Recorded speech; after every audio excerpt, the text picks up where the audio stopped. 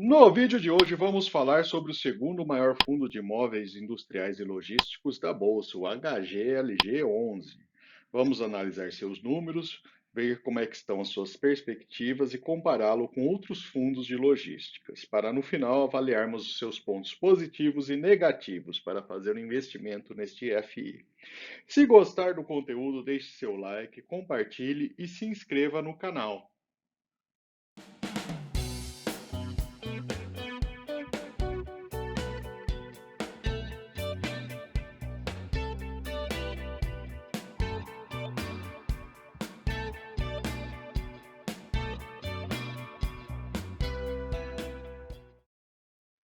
Vamos falar inicialmente do portfólio do fundo, começando pelo condomínio empresarial Master Offices em São Paulo.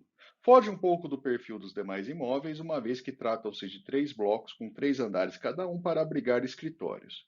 Fica na região de Santo Amaro, zona sul de São Paulo. Tem 14 locatários e sua vacância atualmente está em 21%. O próximo imóvel fica na cidade de São Carlos, interior de São Paulo. É o HGLG São Carlos. Está todo ocupado, classificação AAA e com 3 locatários. Fica na rodovia que liga São Carlos a Ribeirão Preto. Trata-se de um galpão de porte considerável, quase 80 mil metros quadrados. O segundo galpão, ainda no interior paulista, temos o Brás Cabos Rio Claro, com apenas um locatário e 100% de ocupação. O fundo possui o Techtown próximo a Campinas e ao lado da rodovia dos Bandeirantes. Hoje possui 2 inquilinos e 85% de vacância. O fundo assinou em janeiro de 22 um contrato com a Algartec para alugar uma parte desse imóvel. Em Montemor, próximo a Campinas também, o fundo possui o imóvel Tetra Pak, com classificação AA, totalmente locado para essa empresa. O centro logístico Cumbica, em Guarulhos, com um inquilino somente e totalmente ocupado. Trata-se também de um imóvel AA. Em São José dos Campos, temos o condomínio SJC, com 9 inquilinos e vacância de 38%. Em Vinhedo, interior de São Paulo, temos um galpão locado para a Volkswagen, o maior do fundo, com 132 mil metros quadrados, e é um galpão AA também. O HGLG Itupeva 1 fica na cidade de Itupeva, próxima à rodovia dos Bandeirantes, com 3 inquilinos e 14% de vacância. Trata-se de um galpão duplo A também. Temos o HGLG Louveira, com 3 inquilinos e 4% de vacância. Na cidade de Ribeirão Preto, há um galpão de quase 60 mil metros quadrados, totalmente locado para 7 inquilinos. Com isso, passamos por todos os galpões do estado de São Paulo, e ao todo foram 11 imóveis. Em Minas Gerais, temos a Lojas Americana em Uberlândia, totalmente locado para essa empresa. Em Extrema, também em Minas Gerais, temos mais um galpão totalmente locado.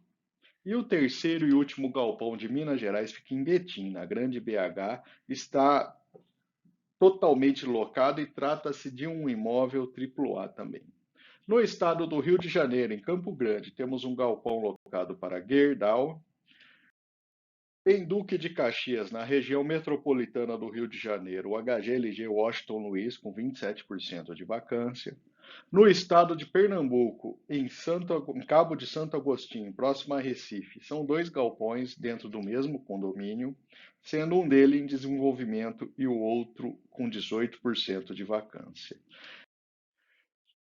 E por fim, em Blumenau, Santa Catarina, único imóvel do fundo localizado na região sul do país, temos um galpão locado para a Kremer.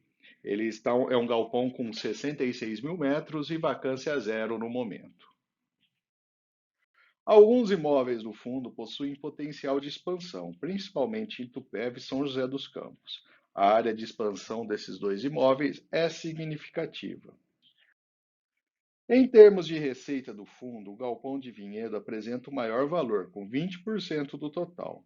Na sequência, em termos de importância na receita, temos o de Uberlândia, o de São Carlos, de Louveira e Ribeirão Preto. O total desses 5 galpões mais relevantes chega a 52% do total do fundo. Podemos considerar que o risco está bem diluído nesse fundo. Um ponto que vale a pena a ser comentado é sobre a gestão ativa do portfólio. Como podemos ver, há diversos processos de venda e aquisição de imóveis que ocorreram recentemente e estão previstos no fluxo de caixa do fundo.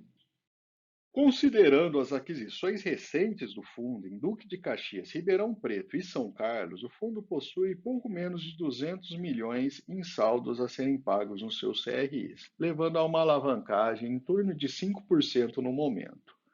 O pagamento dessa dívida deve ocorrer até 2031, mas compromete pouco mais de 5% da receita do fundo no momento. Portanto, não há grandes impactos para se preocupar. O fundo também informou o andamento das obras em dois galpões, um deles o de Pernambuco, que está quase concluído no momento, e o outro em Itupeva, com 6% de obras concluídas. Basicamente, ele está trabalhando nesse momento na estrutura do galpão. Em termos de desembolso, a previsão é de alocação de até 176 milhões de reais em Itupeva. No caso do G04 em Pernambuco, falta muito pouco para ser alocado ainda, face até o momento que se encontram as obras. Vamos falar um pouco agora do resultado do fundo em 2021, que rendeu 217 milhões, o que dá mais de 18 milhões por mês com receita de locação dos imóveis. O rendimento mobiliário foi bem menor, mas não insignificante, dando 3,3 milhões por mês, e os ganhos de capital na ordem de 3,6 milhões por mês. Praticamente somente em ganhos de capital já teria sido mais que suficiente para pagar os custos do fundo. Entrando um pouco mais no detalhe do fundo, a gente tem 0,6% do valor de mercados como taxa de administração praticada. Ao todo, o fundo já fez 7 emissões até o momento. E se olharmos o resultado de dezembro, foi ligeiramente menor devido principalmente a adiantamentos e atrasos de pagamento. A vacância do fundo e carência e descontos ofertados também influenciaram um pouco esse valor recebido dos aluguéis. Vamos falar agora do rendimento distribuído do fundo. Houve um resultado significativo em agosto, que segue acumulado ao longo do ano para ser distribuído mais à frente. Esse resultado hoje soma 0,77 por cota de fundo. Mesmo assim, a distribuição do fundo ficou na média acima de R$ 1 por cota durante o ano de 2021. Em termos de vacância, houve uma melhora significativa do fundo, uma vez que ele iniciou o ano com a vacância de 15% e fechou o ano com 7%. O crescimento do valor dos aluguéis aumentou em torno de 10%, como podemos ver, uma correção inflacionária praticamente. Grande parte dos contratos vencem depois de 2025, mas há um percentual mais elevado de revisionais de contratos previstos para ocorrer em 2022. Praticamente 2/3 dos contratos são indexados ao IPCA e 1/3 ao IGPM, sendo que também 1/3 praticamente dos contratos são atípicos. O maior percentual de imóveis é de triplo A e duplo A, chegando a praticamente 70% do total. Portanto, são imóveis de boa qualidade. O fundo não foi tão impactado durante a pandemia. Pelo contrário, o que vimos foi uma expansão do e-commerce e, com isso, a necessidade de investimentos em infraestrutura de logística para atender essa nova demanda. Pelo histórico, vemos que seu rendimento foi muito maior, inclusive, do que o IFIX em um horizonte mais longo de comparação. O fundo possui boa liquidez, com negociações diárias de mais de 3 milhões de reais. O número de cotistas foi evoluindo ao longo do tempo, passando de mais de 300 mil cotistas no final do ano.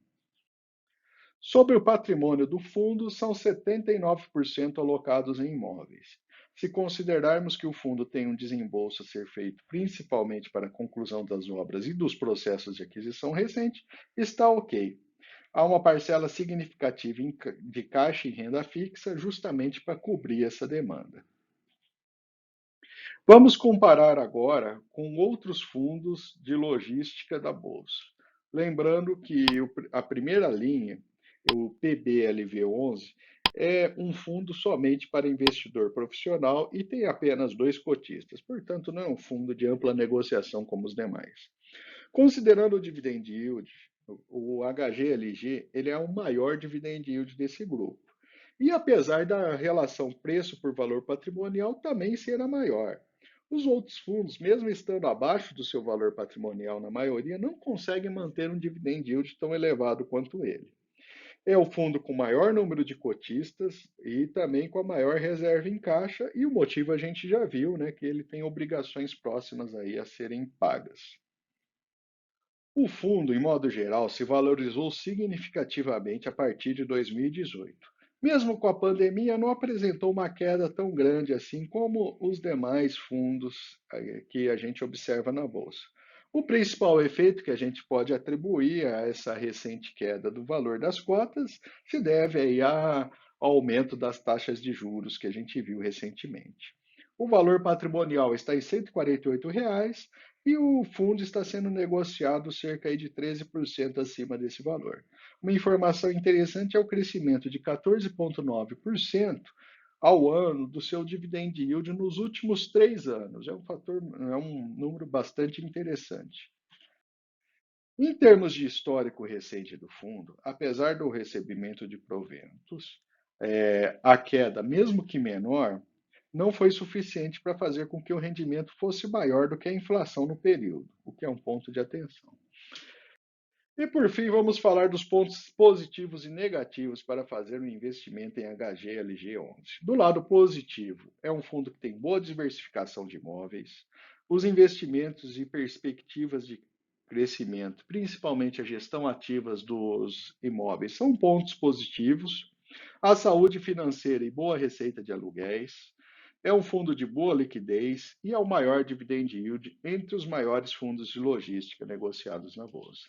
E do lado negativo, a gente tem um histórico recente de desvalorização da cota, apesar de não ter sido tão grande, né? Quem investiu um pouco atrás, aí, há 2 anos e há um ano, não conseguiu superar a inflação investindo nesse fundo.